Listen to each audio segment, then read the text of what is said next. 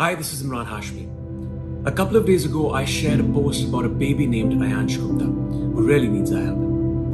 Ayansh, who is 2 years, 11 months, has never achieved any growth milestones because he suffers from a very rare genetic disorder called spinal muscular atrophy type 1. Because of this, Ayansh can neither sit nor stand, he can barely lift his head. And because his muscles are so weak, he has to have liquid food and has to breathe through the machine.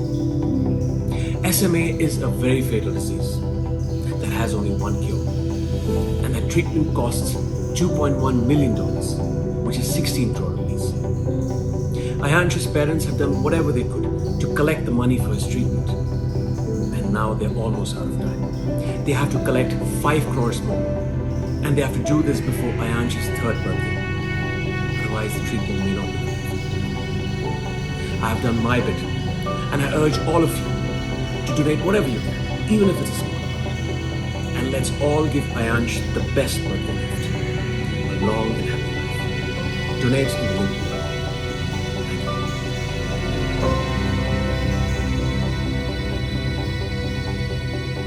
Hashmi है और मैं cancer fighter हूँ।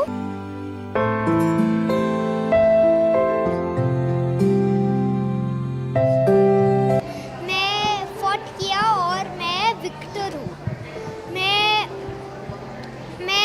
मैं कुछ बोलना है कि cancer अनक्यूरेबल नहीं है, क्यूरेबल है। और आपका चाइल्ड कैंसर है, फिर टाटा मेमोरियल हॉस्पिटल को सेंड करो। नो मैटर व्हाट, कोई भी जेंडर है, फिर सेंड करो। ये फ्री अकोमोडेशन हेल्प करे और न्यूट्रिशन, एजुकेशन और अ प्लेस टू स्टे, घर है। ओके, जब आपको कैंसर हुआ था उस वक्त आपके डैड, आपके मॉम आपके साथ में हुआ करते थे? हाँ, उस मेंटल इमोशन बहुत इम्पोर्टेंट है। और आपका your child, if you are a parent of a child who has cancer, you must support the person who has cancer. You must support him or her to fight it, because actually your child is the fighter. Okay, आपका बच्चा fight हो गया। आप उसके बाद कितना strong feel करते हैं? बहुत स्ट्रॉन्ग। आप मालूम है, मैं ये किया, मैं फाइटर, मैं कैंसर डिफीट किया, फिर मैं कुछ भी डिफीट कर। Thank you. Thank you. I remember that visual of him turning around over his shoulder. He smiled at me and he put his thumbs up. And that was the wisdom that I got in my life that probably 10 wise men haven't taught me in so many years. He has a smile right now. So he's a rock star. So this is what's changed me. This is what gives me perspective to keep moving on and have a sense of optimism. I try to take on responsibility as much as I can.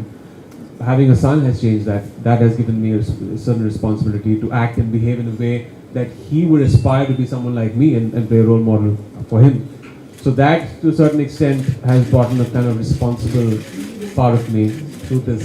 I don't know what he's doing right now. I think he's changing the time. Yeah. After I came back from Canada where he was being treated, and I remember what Hussain told me. He said that, you've been through this as parents, this information that you've had, that you've got on your side. If one family, one parent, if one child fighting cancer can have this information on his or her side, it will be battle won for all of them and for you. And also Bilal, my partner in crime, I wouldn't have been able to do it without him.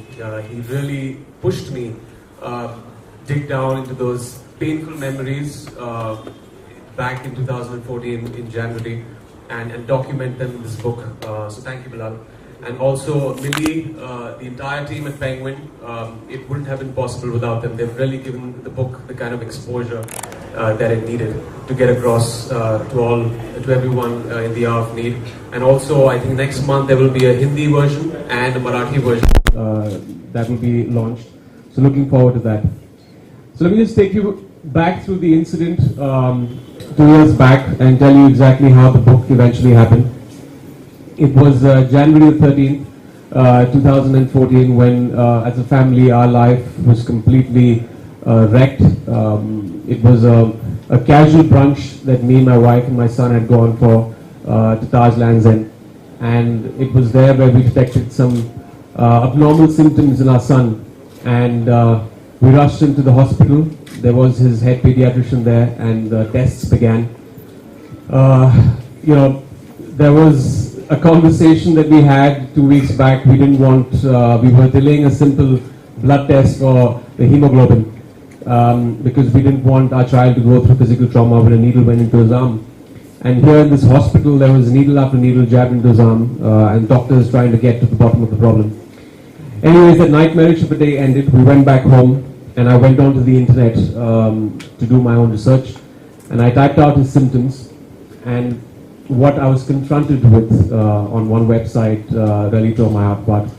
It said the dreaded C word, and below that there were a list of other diseases. And I remember going to sleep that night. Before that, I prayed to God and I said that please don't let this be cancer, please don't let this be cancer. But next day, our worst fears manifested. His chest x-ray and his blood tests were normal. But in his sonography, there was a tumor the size of a seasoned ball that was growing on top of his left kidney. And I remember seeing it on the sonography machine, this dark grey haze.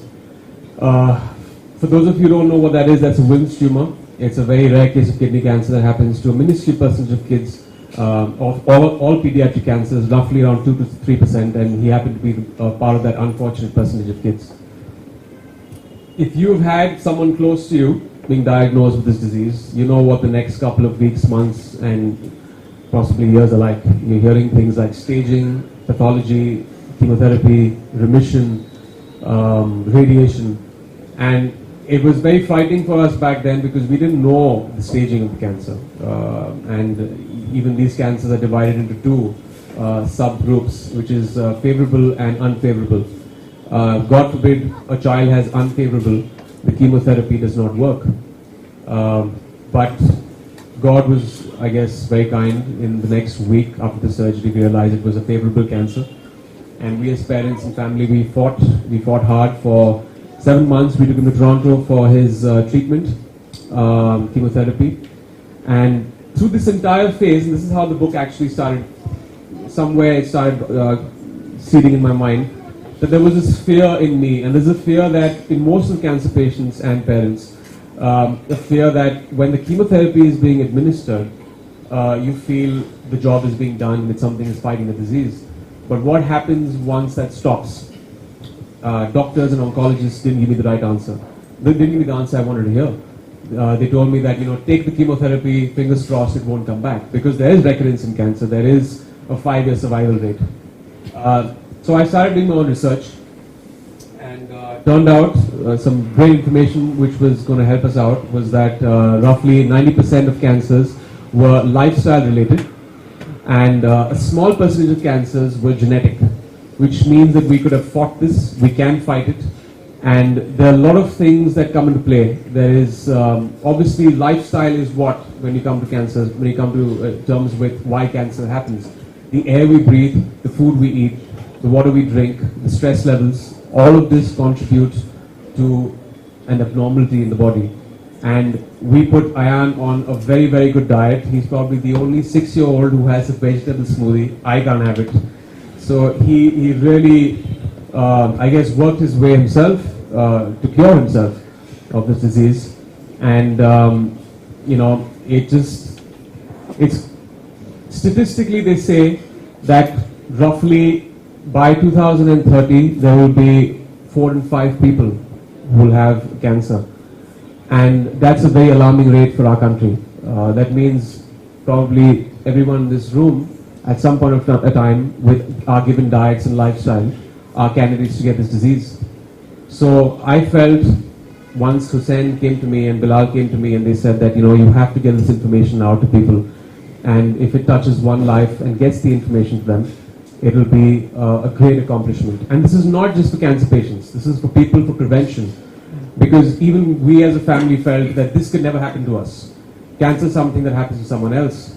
But I have news for you. It comes knocking on your door without a warning, and sometimes it gets very late. So I would advise everyone to go out and read this book.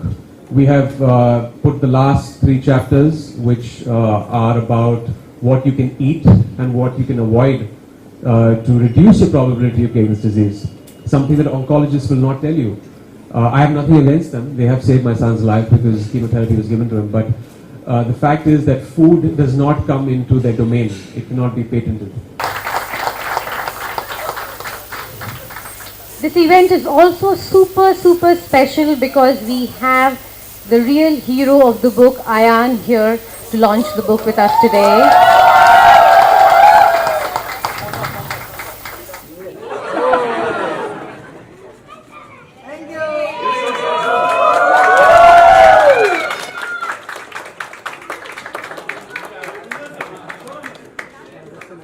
Give it up for Ayan Hashmi.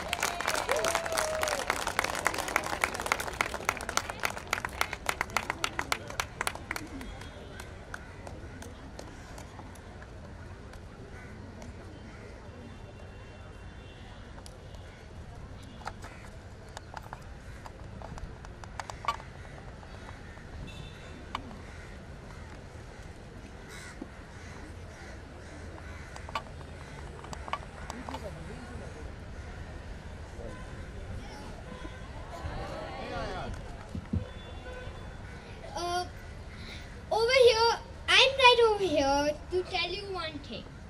Cancer is horrible in so many ways, but it has taught me so much, like how to be strong, happy, joyful, and how to enjoy life. And are doing nothing about it. Right now, that's my enemy, because I don't understand something. Why don't they go? Like Tata Memorial Hospital will help them. Even Price, the one section they don't even need to pay. When I finally got the answer, they are scared. I don't know why, but they're scared. Same way I was scared when I knew. I just want to say a few things. First of all, cancer can be cured. All you need to do is change your mindset and get the right treatment.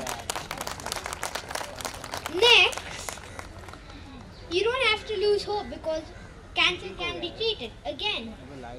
And I know that I'm just 10 years old, but I may have gone through a lot of experience.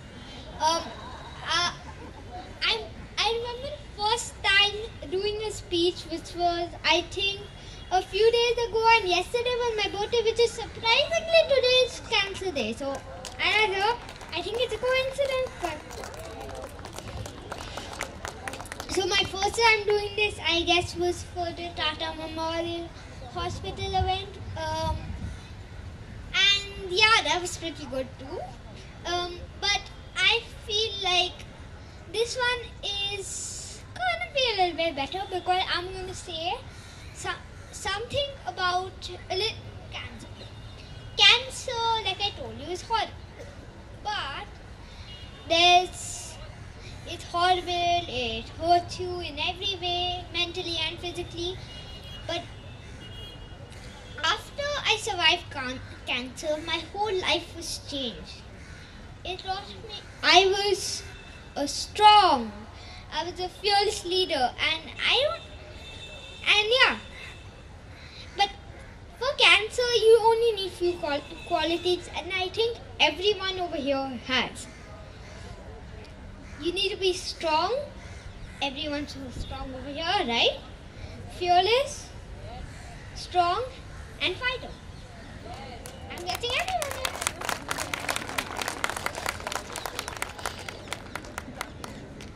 To end my speech, I will say one sentence. Cancer is curable. Thank you.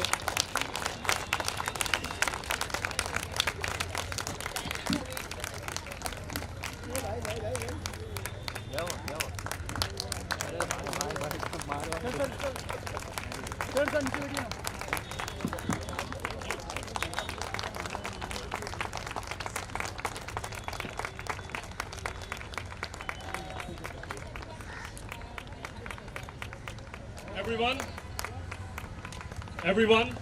let's wish Ayan a very, very happy birthday.